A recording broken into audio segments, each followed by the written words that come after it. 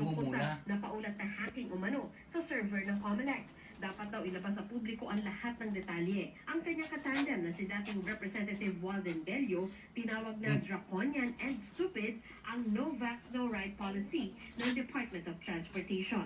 Dapat daw, nakakasakay pa rin ng public transportation ang mga unvaccinated pero nakahiwalay sila. Hinihingan pa namin ng reaksyon ang DOTR. Sandra Aguinaldo, Nakatuto, 24 Oras.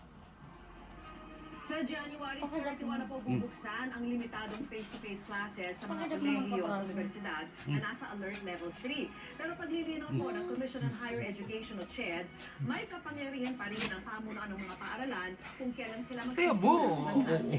Nakikinig sila ng December pa ba expanded limited face-to-face classes. Hindi, ayaw agad din eh. Metro Manila.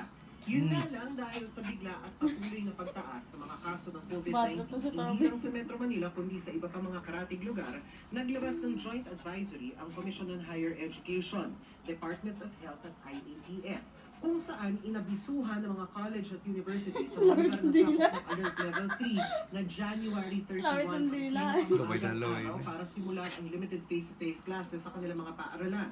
Nilinaw naman ni Chairperson Prospero de Vera ang isang probisyon sa advisory na nagsasabing pwede nang magsimula anumang oras